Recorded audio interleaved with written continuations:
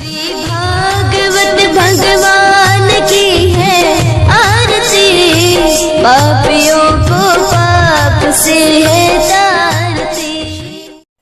हरे कृष्णा। सभी भक्तों को श्रीमद् भागवतम के सत्र में हार्दिक अभिनंदन और सुस्वागतम। आज का हमारा विषय है श्रीमद् भागवतम के पंचम स्कंद का द्वितीय अध्याय, कैंटो 5 चैप्टर 2। विषय है महाराज अग्निद्र का चरित्र। महाराज अग्निद्र प्रियव्रत महाराज के पुत्र थे। प्रियव्रत महाराज के 13 पुत्रों में से एक है अग्निद्र। तो उनके चरित्र का वर्णन इस अध्याय में श्री सुखदेव गोस्वामी वर्णन कर रहे, जो परीक्षित महाराज सुन रहे हैं। तो सुखदेव गोस्वामी ने कहा कि अपने पिता महाराज प्रियव्रत के इस प्रकार आध्यात्मिक जीवन पथ अपनाने के लिए तपस्या में संलग्न होने जाने पर राजा अग्निद्र ने उनकी आज्ञा का पूरी तरह पालन किया और धार्मिक नियमों के अनुसार उन्होंने जम्बूद्वीप के वासियों को अपने पुत्रों के समान सुरक्षा प्रदान की।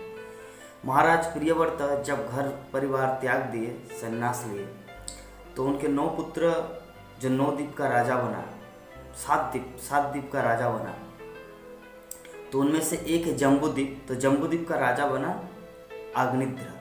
तो अग्निद्र के चरित्र का वर्णन यहाँ पर वर्णित है कि अपने पिता प्रियव्रत महाराज जैसे उनको आज्ञा दिए थे, जिस प्रकार शासन किया करने की जो व्यवस्था उनको सिखाए थे, टीच किए थे, वो उन्होंने एज इट इज पालन किया और अपने नागरिकों को, प्रजाओं को वैसे ही पालन किया जैसे वो अपने पुत्र हो अग्निद्र। तो विषय वस्तु यही था कि अग्निद्र इतना दुखी था किसी समय कि उनका पुत्र नहीं हो रहा था, संतान की प्राप्ति नहीं हो रही थी, जिसके कारण अग्निद्र ने पुत्र प्राप्ति हेतु मंदराचल की घाटी में जाकर तपस्या आरंभ किया। तो जब उन्होंने तपस्या आरंभ की तो ब्रह्मा जी उनकी इस तपस्या से प्रसन्न होकर वरदान देने हेतु स्वर्गलोक की जो अप्सराएं, जो सबसे ब्यूटीफुल, सबसे हैंडसम, मोस्ट वंडरफुल वो है विहार करने आती थी, उस जगह में पूर्वचिति नाम की एक अप्सरा उस राजा के पास आई। कौन? अग्निद्र के पास।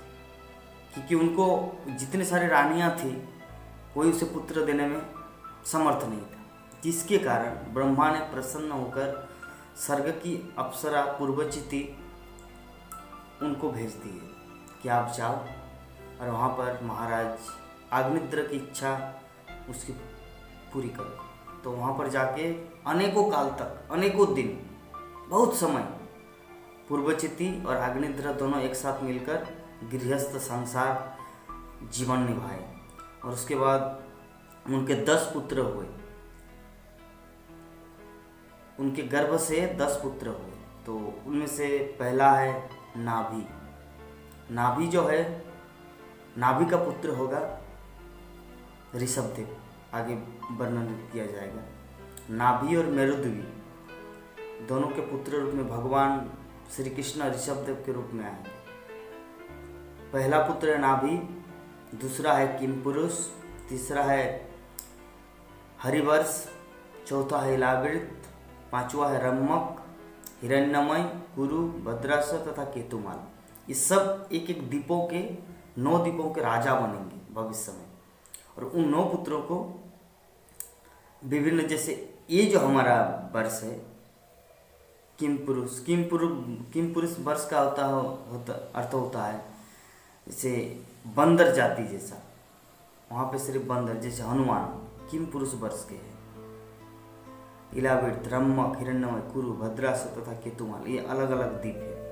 तो हम लोग जिस द्वीप में वास करते हैं, ये द्वीप का नाम है जम्बूद्वीप, पृथ्वी लोक का।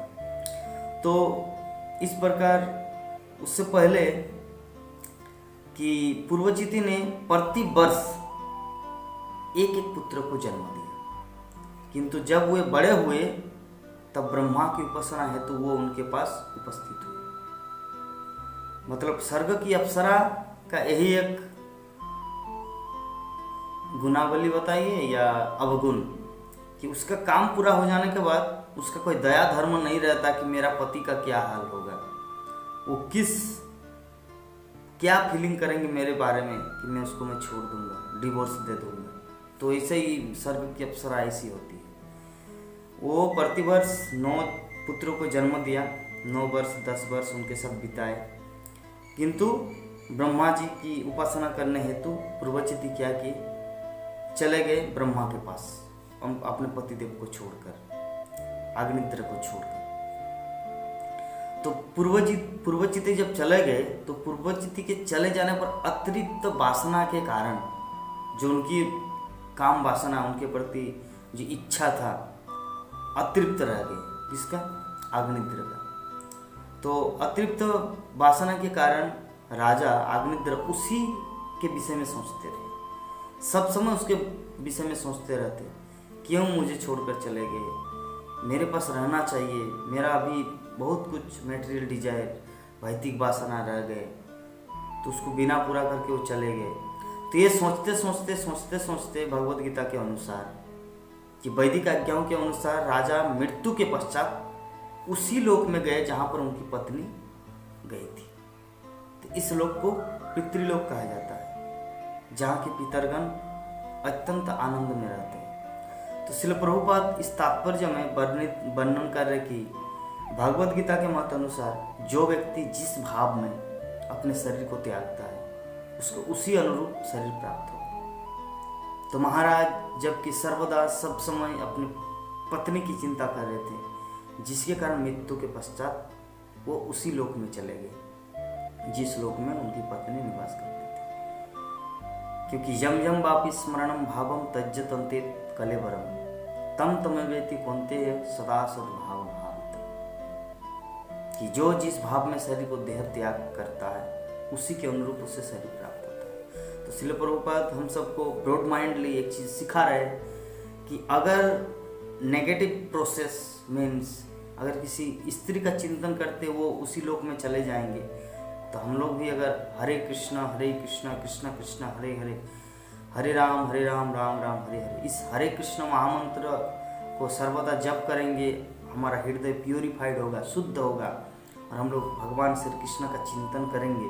तो उस चिंतन के प्रभाव से हम लोग भगवत धाम, भगवान के धाम, कृष्ण के धाम चले जाएंगे।